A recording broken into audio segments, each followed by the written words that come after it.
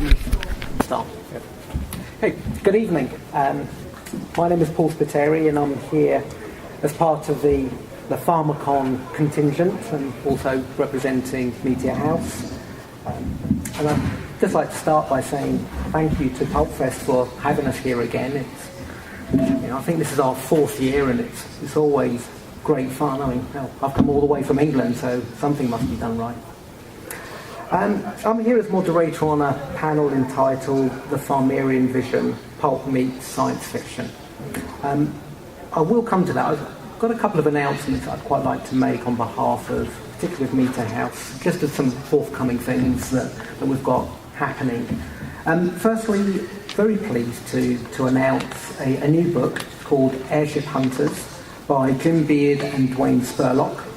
I think they're both here this weekend, and I believe we'll be reading an excerpt from the book sometime over the weekend. They're not here quite now, but I believe they're here tomorrow.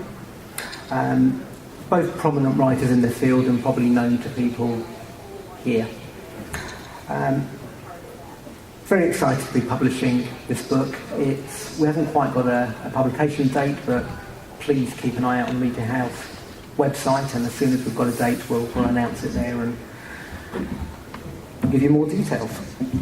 Okay, my second announcement is very pleased to say that Meteor House and the Philip Jose Farmer Estate have the blessing, literally today, and this is truly breaking news, the blessing from ERB Inc. to continue the Ancient Opar series. That's Edgar Rice Burroughs Incorporated. Yeah. I kind of figured people would know that. Yeah, thank you. Which Christopher Paul Carey will be writing based on Phil Farmer's notes. So very excited about that. And let's say literally today we got that blessing, so that's cool. And thirdly, the third quick announcement is that Meteor House has entered into an agreement with the estate of Philip Jose Farmer for Win Scott Eckert, who's in the room here, to complete the fourth Secrets of the Nine novel, which you may know continues the adventures of Doc Caliban and Lord Graneth against the Nine. Very pleased about that. You may know the first three books by Philip Jose Farmer came out in the late 60s, just into 1970, A Feast Unknown, Lord of the Trees, and The Mad Goblin. Farmer originally announced Monster on Hold, the title of the book, at the 1983 World Fantasy Convention, and read a projected chapter from that book. Unfortunately, he never completed the novel, and very pleased that Win's going to be doing that. Now, some of this is very fresh. Please come to our table. We've got a table in the dealer's room, and feel free to come and talk to Chris and Win and hopefully Dwayne and Jim if they're around about these projects, because we're certainly very excited about it. So hope everybody else will be as well. And I'm sure we're going to be making this announcement a few times over the weekend. So a few of you will hear this a number of times and get bored, I'm sure. Okay, let's. Do you have a title for Chris's book? Do you want to say? Sure. The title of, and this is a title actually by Philip Jose Farmer from his notes. This will be the basically picking up after the third book in the Kokarsa series, or the Ancient Opar series, and it will be called Hadon, King of Opar.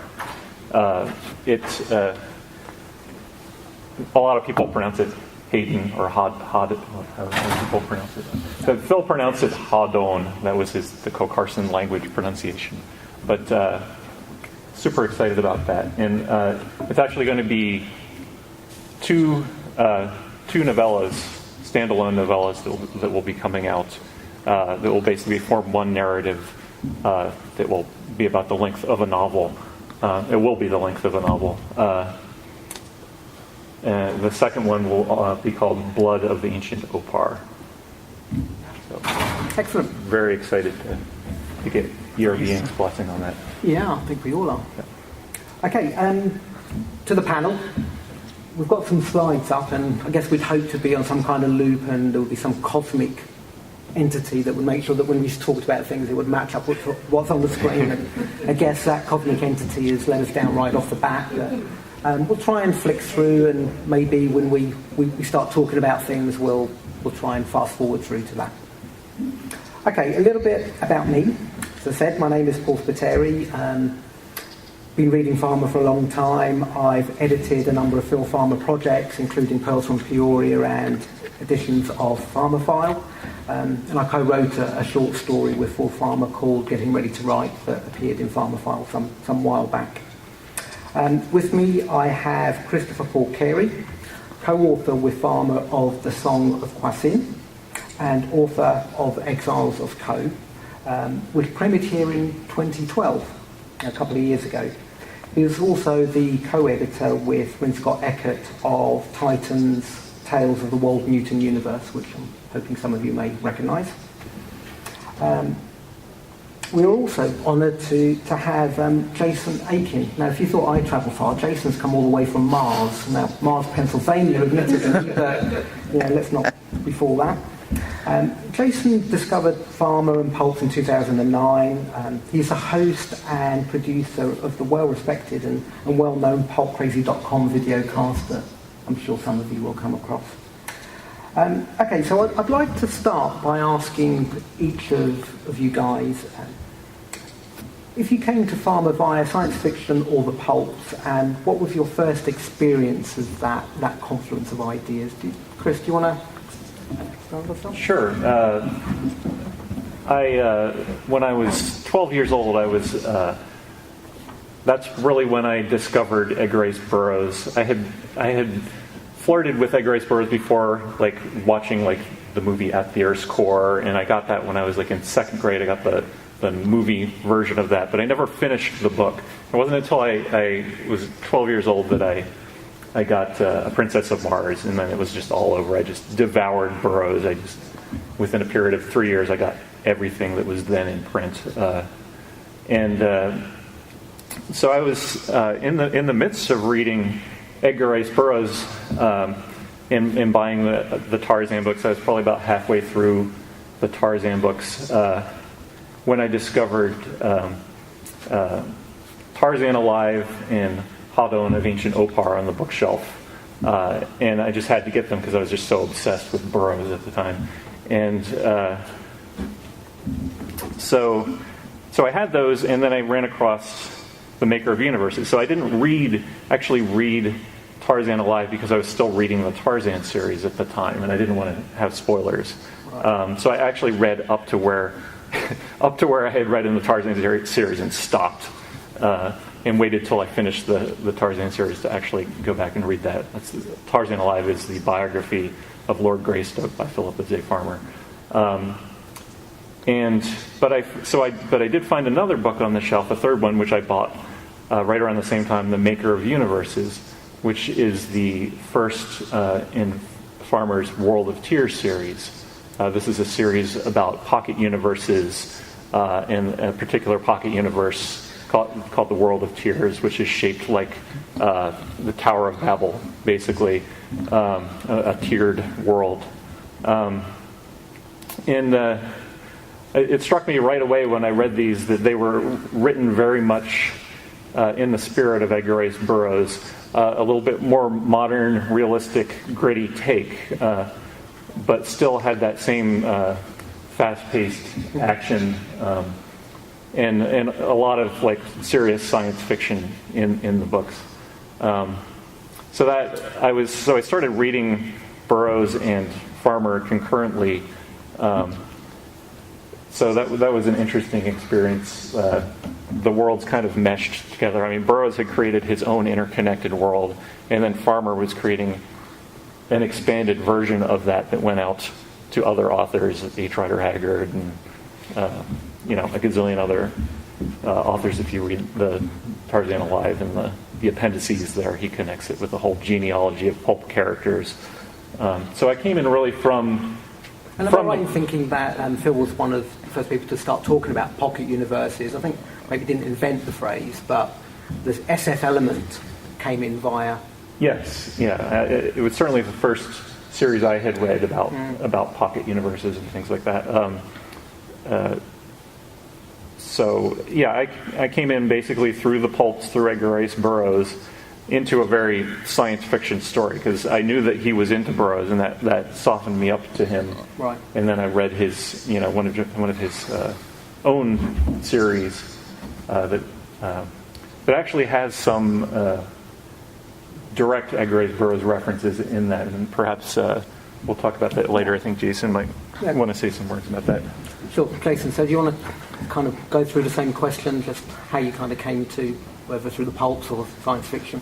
Yeah, sure. I started out as a comic book fan. That's how I learned about the pulps, through the comics.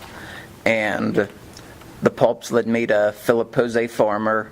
I heard that he wrote crossover stories featuring pulp characters, his own versions of Doc Savage and Tarzan. And I read A Feast Unknown and the rest of his pulp-related works, and I really liked it. And I started branching out. In the World of Tears series was my first experience to his real blending of the science fiction elements and the pulp elements in the Edgar Rice Burroughs style of adventure. And probably my favorite blending was in the third World of Tears book, A Private Cosmos. By the third book, Kikaha, he becomes the main character of the book, and by that point he's befriended the Lord of the World of Tears, Jadawin. And Kikaha, he's also an Edgar Rice Burroughs fan, and he notices that the moon that orbits the World of Tears is basically the same size as the planet Mars. And he asks Jadawin, he calls it Project Barsoom. He pretty much asks Jadawin to make the moon into a version of Barsoom for him to go to and have fun at. And since the Lords of Tears, or Thoans, have near godlike abilities and technology, Jadawin's able to bioengineer Barsoom creatures such as banths, thoats, white apes. He also changes the planet to look like Barsoom. He's got polar ice caps, canals, ruined cities. There's the ruined city of Korad, the Thark's there. And the only thing that he won't do is he won't make sentient Martians, because he says, Jadawin tells Kikaha he's not going to make sentient life just so Kikaha could run his sword through it, or vice versa. And one of the cool things is Kikaha, he takes several vacations on the moon, and he brings friends with him. And he's pretty much the only one that enjoys it. Everybody else is too stressed out, and all the vacations ultimately are failures. So basically, I think both of you came via the pulp route, if you like, to Phil Farmer almost. Yeah. I mean, I know for my own case, I came the other way. I came through science fiction.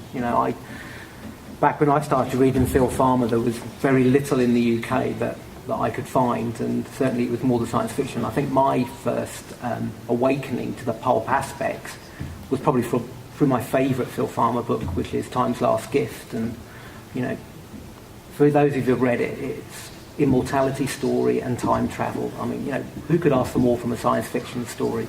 And then when I realised that the protagonist was no less than Tarzan himself, that was like, wow, this is, amazing. And that's, I think, where I started then to move into more of the pulp side. So certainly for me, it was more via the science fiction. And I just wanted to mention what Jason was talking about with the creation of this Barsoom-like satellite of the World of Tears.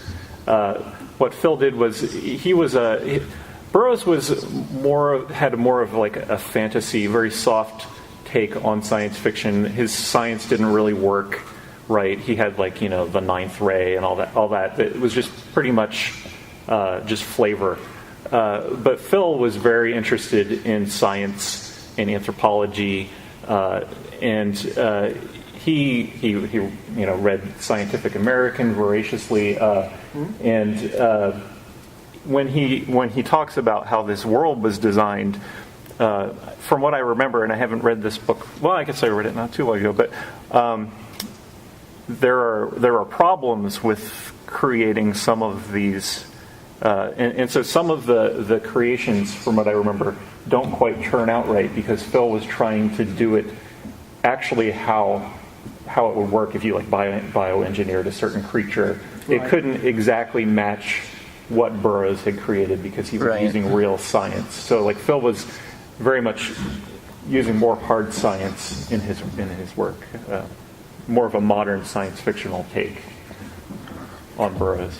And do you think that the SF themes that Phil used in his books, they enhance the stories? Are there any examples that we could talk about? And I don't know if we want to use any of the visual aids, or if there's anything there, but because it strikes me, reading Phil Farmer, that what I really loved was, particularly in the Pulp stories, was just those SF elements that really kind of, press buttons for me, particularly because of where I came into these from the SF side.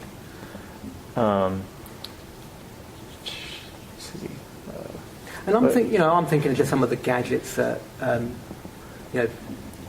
Doc uses at times, and or takes over and uses to control animals. Or you're talking Doc Calvin. Yeah. Is there anything around there that we can explore? No gadgets are coming to mind. Well, what about any other kind of... So we talked about time travel. Yeah, I was going to say that's an interesting subject, the time travel. Basically, Time's Last Gift is the story of the time-looping Tarzan. He never comes out and calls the character Tarzan because he didn't want to get into any... To use a trademark term, Tarzan... So it was more of an homage, but he basically told his story of Tarzan getting caught in a time loop. He takes a time machine back in time from the year 2070 to 12,000 BC. Yeah. And ends up I hate to spoil the novel for you, but he ends up staying back in time. And so there's a circular loop there, and it goes through a couple other works that he did. The Ancient Opar series, there's a character named Sahindar, who is the archer god, the gray-eyed archer god of the Ko-Karsan people. So this is an ancient civilization in Africa, based on inspired by Edgar Rice Burroughs' Lost Cities and H. Rider Haggard's Lost Cities. So he wrote this series set at 10,000 BC. So the immortal Tarzan, or Gribardson, as he calls him in Time's Last Gift, lives again forward into the future through prehistory and into history. And actually is responsible for the foundation of the Ko-Karsan civilization. And he appears very briefly in the Ancient Opar books as the character Sahindar. Later, Phil got permission to write an authorized Tarzan novel, The Dark Heart of Time, which, again, interesting that it's got time in the title there. And what a lot of people don't realize, it's a very strange book. It's maybe I can put forward. Tarzan and Aliens. A very strange tale. When you think of Tarzan, you don't immediately think of aliens, but Phil, being a science fiction writer, had already laid some groundwork for some science fictional connections with Tarzan. So when in this book, Tarzan encounters another lost civilization who have a mythology that they were visited by these star twins. And the leader of this one people, he actually encounters kind of two civilizations, but the leader of the one seems to have oracular powers. Phil had admitted that she was based on H. Rider Haggard's She, and She, A History of Adventure, and also Law of Opar. Yeah. But she had this strange alien crystal tree that she could touch the tree and then see through time and space, basically. And at one point, there's a very touching scene where Tarzan touches the tree and is able to see his ape mother, Kala. Yeah. And it's just a very, very touching scene.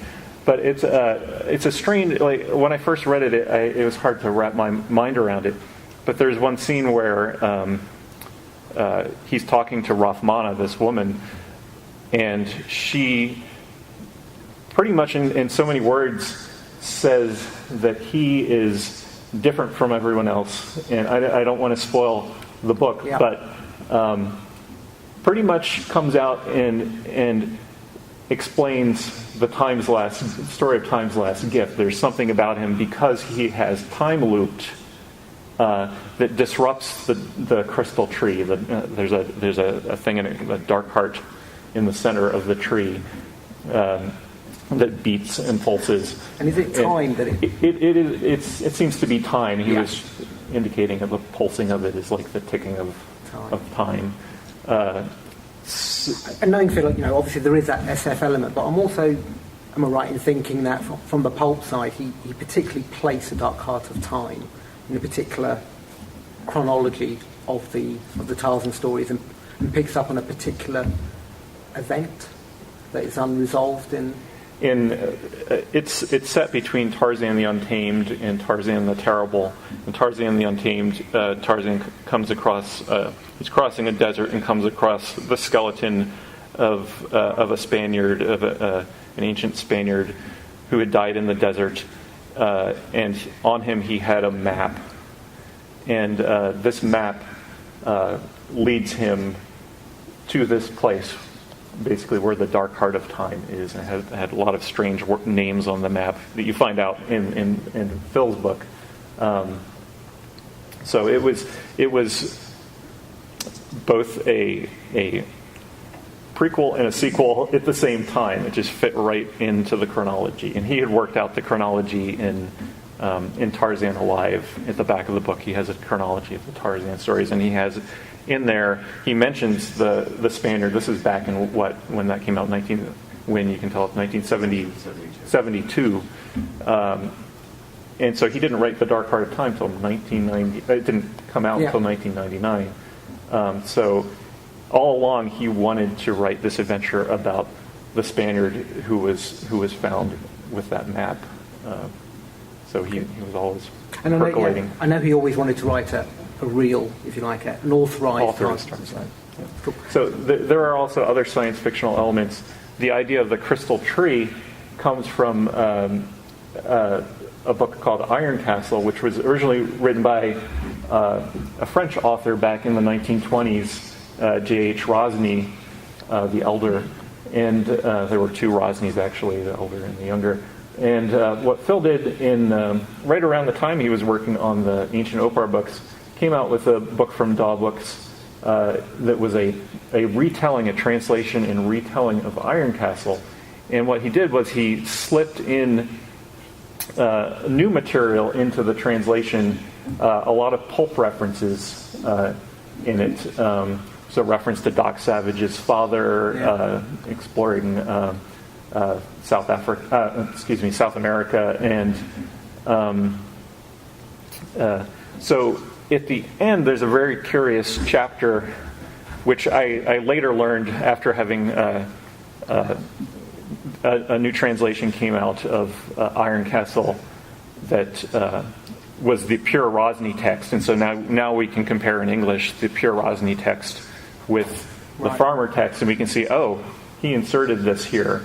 He was very faithful in his translation, but then he added extra elements to it. But at the end, instead of Rosny's explanation of this strange land that is found, where there are strange mutated creatures and plant life,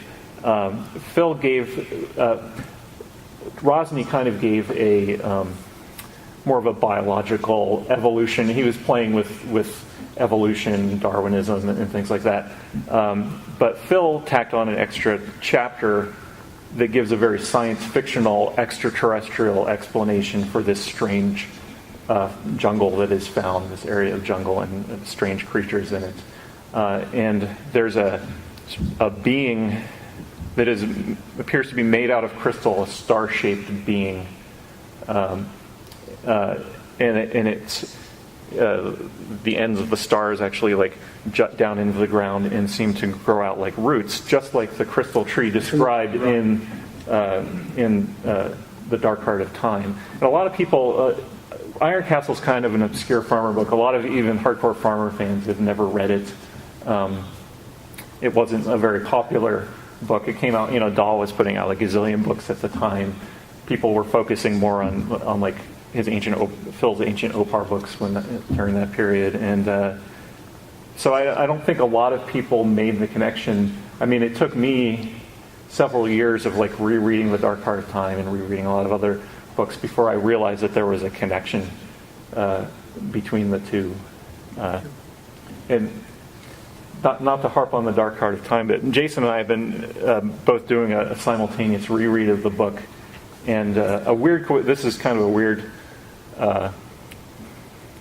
coincidence, but we discovered I happened to be looking at some video footage I had taken of Phil's library, and I saw a book on it, The Serious Mystery, and then Jason and I were chatting online, and Jason described a line from the book where Phil describes basically the brightest star in the sky, which in the southern hemisphere it's would like be the white star that is the bright something in the mind of the world. Yeah, and that was enough. The jewel in the mind of the world. Yeah, and that was enough for. And then I was like, oh, that would be Sirius, the brightest star in the southern hemisphere, and I had just seen that on Phil's shelf on the video footage that I had just randomly been looking at, and then realized, oh, the whole twin thing from the star twin thing comes from this book, The Serious Mystery, which is kind of an ancient astronaut kind of book that took heavily from the Dogon tribe of Africa, took from their mythology. Yeah. So he used all sorts of both science fictional, anthropological sources, and also ancient aliens. And I can see that. Can we take some questions at the end? Is that okay? I think it is, Ed, isn't it? I can see. So we'll come back to you and pick up on that. I do want to talk a little bit about immortality, because I think that was something that Phil wrote a lot about. And I think, Jason, we were talking before about kind of links between Phil and particularly Robert Bloch and some of a theory in there. Do you want to expand a little bit of that? I know I've been very cryptic, but I was quite intrigued by this. Sure. There might be a connection between a work by Robert Bloch titled Yours Truly, Jack the Ripper. It was first published in the July 1943 issue of Weird Tales, and it's set in Chicago in 1943, and it focuses on two characters, Sir Guy Hollis of the British Embassy and a local psychiatrist in Chicago named John Carmody. And Sir Guy claims that Jack the Ripper is still alive, and that Jack the Ripper is immortal, and all of his killings are actually ritual sacrifices to these dark gods, and it allows him to keep his immortality. And Sir Guy thinks he has the rhythm down. He thinks he's found the pattern. And he believes that the Ripper hides out in bohemian circles. And he knows that John Carmody hangs out in those circles too. And he thinks that would be a good way for him to get in there and start to investigate and look around. because from his calculations, the Ripper's going to kill in the next 2 days. And for some reason, John Carmody also has this knowledge of murders, both real world and fictional. So Sir Guy thinks he's a good partner. And John Carmody, he agrees to help him. And he pretty much agrees to help him because John Carmody is Jack the Ripper, but he's not the only immortal John Carmody, it turns out, because Philip Jose Farmer has a character named John Carmody as well.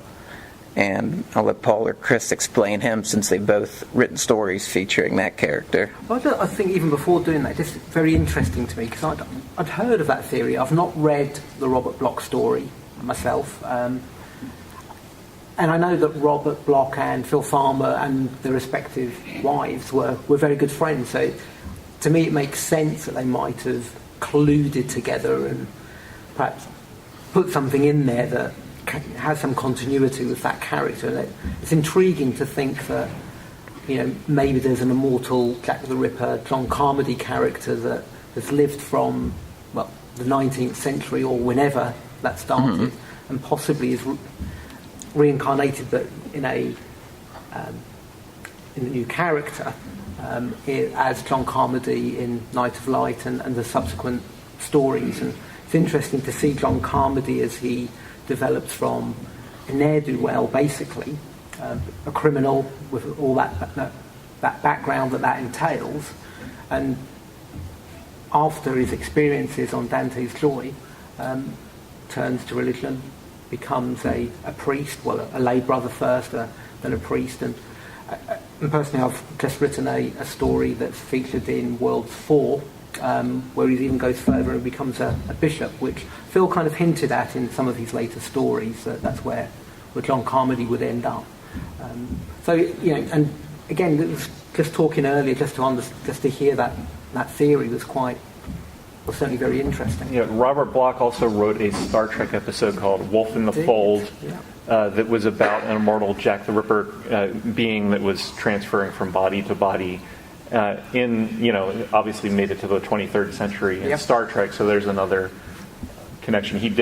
Bloch himself brought him into the future. And the Carmody stories, I believe, are set in the 2200s, around that time, back end of that century. So Phil and Robert Bloch kind of had a mischievous friendship, I think. So I wouldn't put it past them, but we don't know for sure. I mean, just an example of that mischievousness. I was just literally a few days ago with a good friend of Phil Farmer's, and this guy, Lynn Carl, used to go out with Phil, and they would walk around Peoria, and there were Native American settlements that they used to visit, and Phil was fascinated by this, and he agreed with Lynn that when Phil passed, he would quite like locks of his hair to be buried in a couple of locations that they visited together. And Lynn took me to one of these, and we saw where he'd put some of Phil's hair there just as a memory. He hasn't quite got the second one ready, but he's been carving a stone over the last few years. It's a very nice pebble, and he showed it to me with PJF, but when he started it, Phil was still alive, and he said, you know what, turn the J the other way round, because that will really confuse them when they find it in some years to come. So there is going to be a PJ, the wrong way round, F, buried somewhere in Peoria, near some ancient mounds, burial mounds. I think, that to me is Phil's mischievousness, and it wouldn't surprise me at all if he colluded with Robert Bloch and said, I'm going to use the same name as you, and somebody in the future will connect it or they won't. I would quite like to talk about some different books that Phil has written, and our theme is around science fiction and pulp. Are there any other books that come to mind that, and I presume, and I'm sure there are some.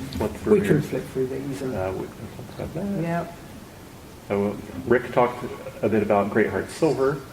I don't know if you want to talk about that.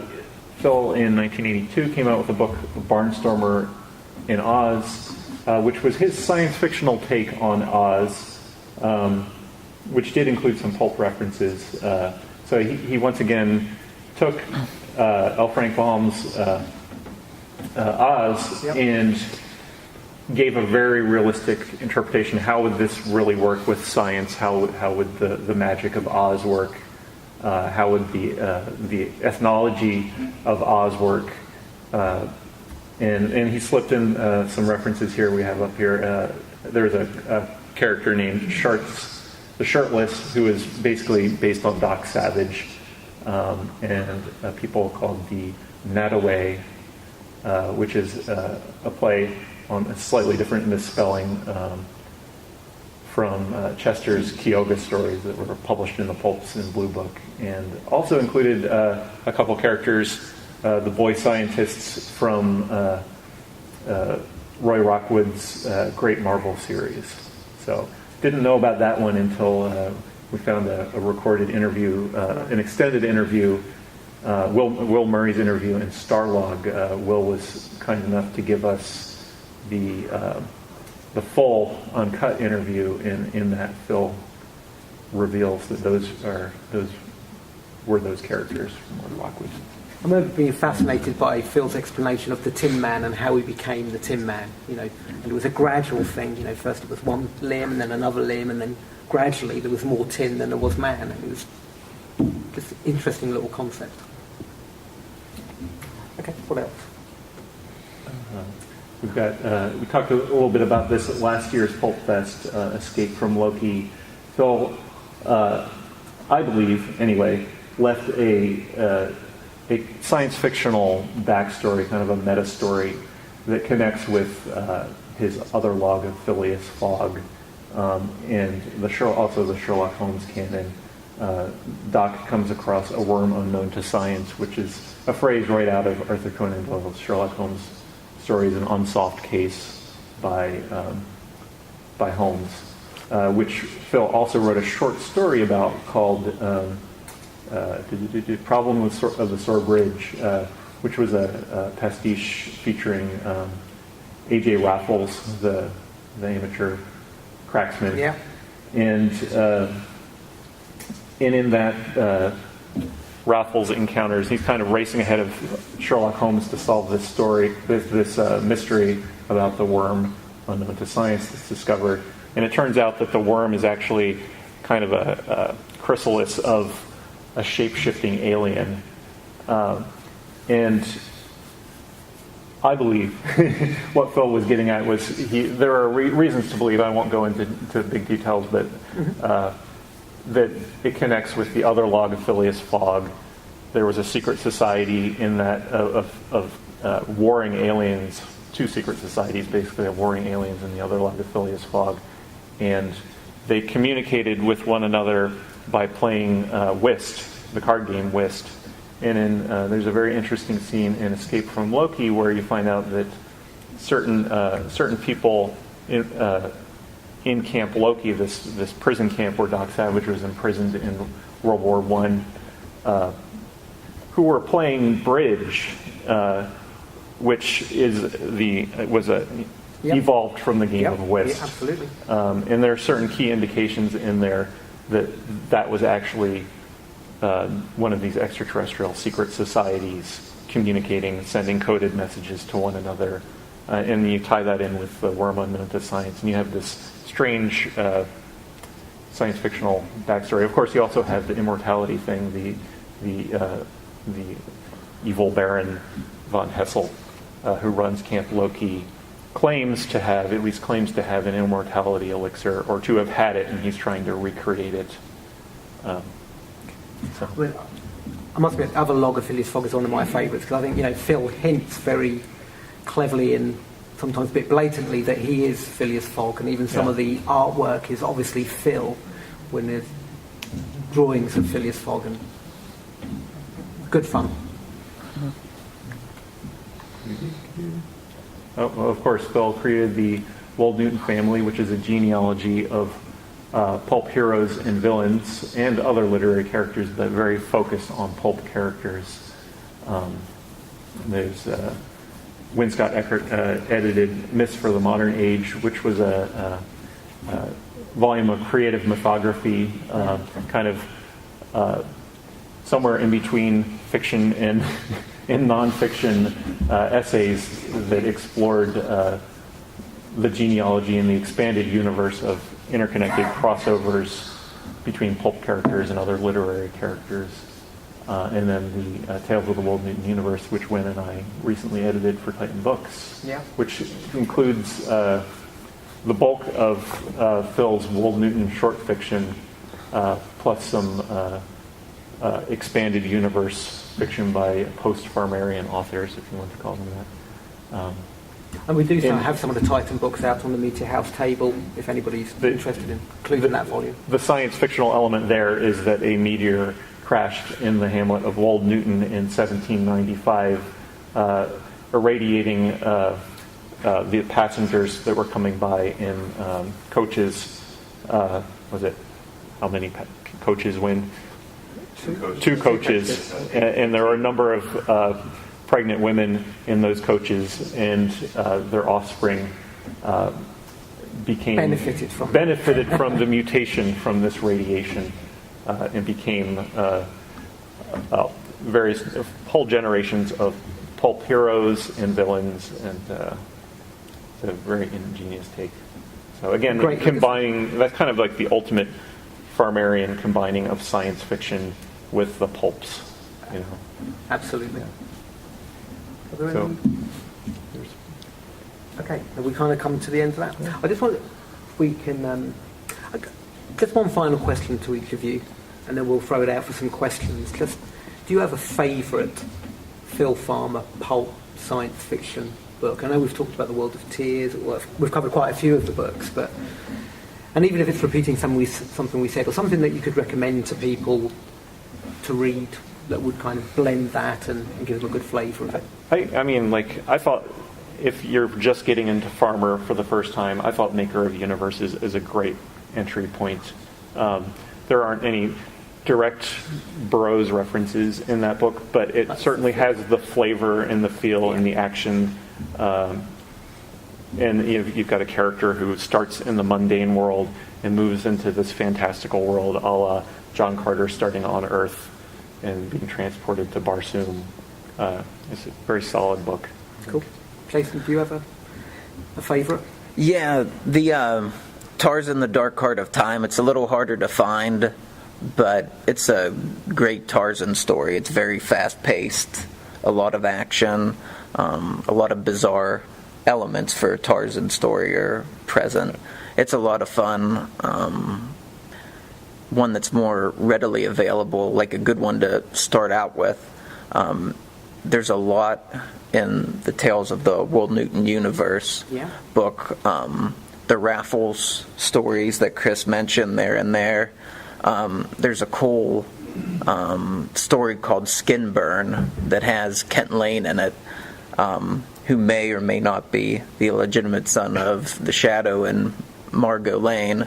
Has to deal with it deals with a satellite, which is a little bit of a science fiction element there. So I'd say for a harder one to find, maybe a little bit harder one to find, Dark Heart of Time, and for one that's more readily available, I'd say Tales of the Wold Newton Universe would be a good choice to start out. Okay. And I'll put my own 2 pence in and say Time's Last Gift, which is not a hard one to say that I would. And perhaps not so much for its science fiction element, but Lord Tiger as well, for a pulp story. Just, you know, how somebody took Edgar Rice Burroughs at his word almost and said, right, I'm going to create my own ape lord, and how he went about doing it. It's a good, fun read, and as I say, maybe not so much so heavy on the science fiction, but certainly on the pulp side. It's definitely recommend those. Okay, I know Ed. Thank you. I just wanted to say thank you so much, Christopher, Paul Carey, Paul Spiteri, and Win Scott and Michael for all that you guys have done. I think it's just really impressive to be around you guys and to see what you've done and accomplished. Also, but my question earlier was, when we talk about were talking about Iron Castle. I know that that's an obscure novel, but I also know that Lynn Scott and Chris have published a small 30-page short story, Iron and Bronze, I believe it's titled, after Iron Castle, and to address some of the issues. And one of the things that I think that has been overlooked with that, and I don't mean to get too detailed, but what about Sidney Guthrie? If you look at Sidney Guthrie in Iron Castle, he is the prototypical Tarzan, Doc Savage prototype. Who is he? It seems like he's almost the Phantom. I mean, there's the cave that he's referred to as the Shadow Giant or the Phantom Giant. I just don't know who is he. And so I would ask that question. And Sure. for those of you guys who are more in the know, who is Sidney Guthrie? He's a character that J.H. Rosny created. to be honest, he is. But if you look at the way that Farmer translated him, he's the green-eyed, golden-eyed flecked character, which has got to be a Wold Newton character. I mean, he may have been implying that there's some Wold Newton ancestry there, but I honestly do not have an answer to that. So that's something that a creative mythographer, someone who writes essays like in this for the modern age, would tackle. So I encourage you to pursue that and write an article about it. Thank you very much. But that's very Farmerian type of thinking. So. Hi. This is all going to lead up to a question, but I just wanted to start out with to say that this is my second FarmerCon ever. I came to one a few years ago, and I just have the highest praise for you guys. Your panel tonight was better than 99% of all the SF panels I've been going to in all the years I've been going to conventions. Thank you. Anywhere, and I think you really keep up the tradition of Philip was a farmer. And listening to you guys, I'm taking notes and writing things down, just like I did last time. And I go back and I reread these things. I get more out of them. I read things because I didn't think I would like and enjoy them. And I begin to see the links, and I begin to see them as more and more thoughtful and great writers. And you guys as well. I mean, most work in the last part of a writer's life, and then afterward, when it gets handed off or farmed out to other writers, winds up being hack work. But you guys really work on his ideas, his themes, his characters, and you do really great work keeping this tradition alive. You did bring up an interesting point, the fact that he deals a lot of time with mortality. It's been a long time since I read the River World series, and I would say that was the one that most impressed me. I was always a big fan of Mark Twain, his stories, and he brought in all sorts of other characters and weaved them through, and he dealt with this type of theme. I'm sorry, I'm very cold. Is it just me, or is the air conditioning going way too high? It's very cold. I come from England. We don't have air conditioning. I thank God I brought some long sleeve shirts for the rest of the con. But okay, back to mortality. Given all the things I've said about Farmer and how much I loved and respected Riverworld, I can't remember the exact mechanism by which he described the resurrection of humanity at the end, but I remember feeling that the conclusion of the series and his explanation seemed a little forced, too abrupt, and I felt a little bit let down by it. Can you comment on how you felt the series was wrapped up, and if you think it was satisfactory or not? I mean, maybe you got some things I didn't, and I need to go back and read it. Yeah, I would certainly say that the last book, Gods of Riverworld, is not part of the true chronology. I think that's a separate book, and I think it's interesting just to link it back to to some of the things we said earlier about World of Tears and Pocket Universes, that my recollection of Gods of Riverworld is basically the chosen few who are up at the tower are basically creating their own worlds, and they use the science that they've managed to hook into to basically create their own world. So I think at that point, Phil was taking it in a slightly different way, and I think at the very end, Richard Francis Burton actually goes off in a spaceship, or is going to go off in a spaceship and explore the universe and carry on the exploration. But I think, going back from it, taking away Gods of Riverworld, and it's a while since I've read those stories, but my recollection is that towards the end of the 4 books, if you like, people are immortal. There's been a time when they haven't been, and people have died and not been resurrected, and that's been reinstated, if you like, and people have a chance to attain that nirvana that was supposedly the whole reason for the Riverworld being there. And I think you're right. Maybe there were some things that weren't.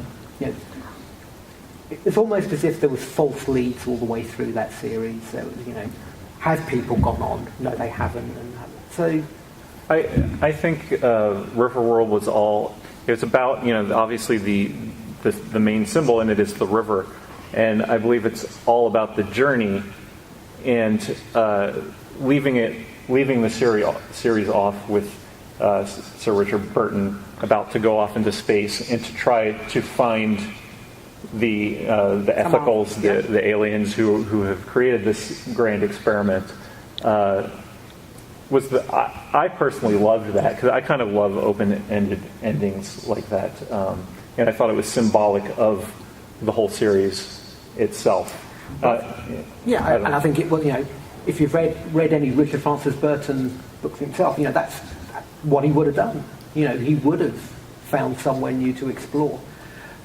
Phil himself talks in one of the introductions, I believe it's either Dark Design or Magic Labyrinth, about how he was kind of almost intentionally shaking things up each time with the endings, and like what you think is real might not be real. Exactly. And again, I think that's sort of emblematic of the journey, the open-ended journey. And that's what Phil was all about. Like he just wanted to keep on learning things, and exploring things and seeing fantastical things. And so maybe there is a write that. What year did he write the final book? 19.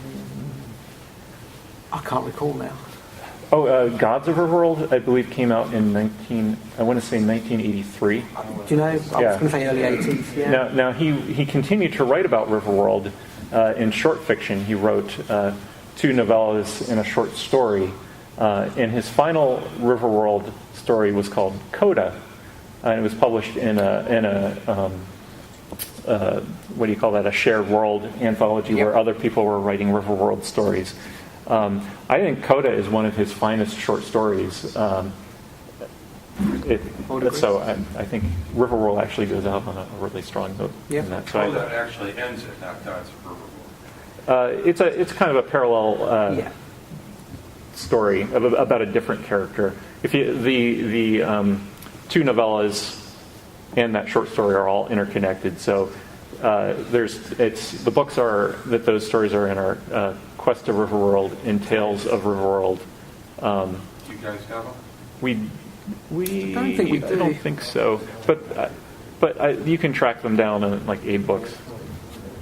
Encourage it. I've actually been wanting someone to put out the collected Riverworld, which would be all the short fiction, and he even has an essay that he wrote about the inspiration behind Riverworld, and just put it all together. It would make a nice little, I think, about like a 70,000 word book. Yep. So. Cool. Yeah. Ed. Yes, so I was going to answer his question. I think that, in my opinion, is that Riverworld, especially in the later books with Magic Labyrinth and Gods of Riverworld, are about free will versus determinism.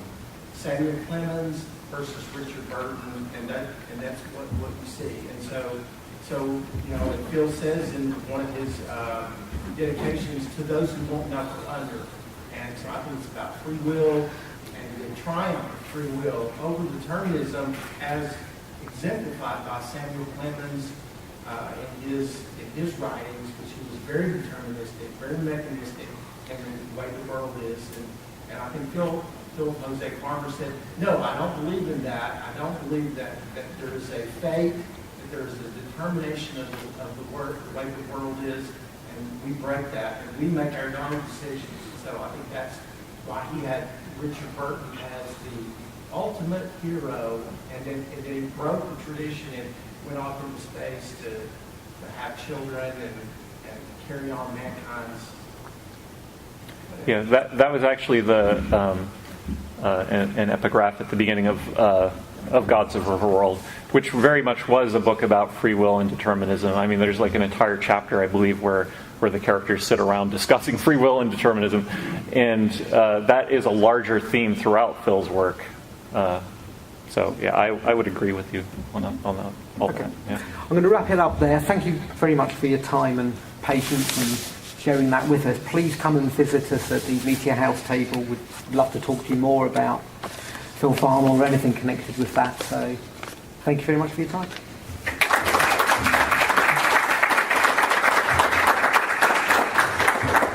We're going to take just a couple of minutes to do a assessment with our new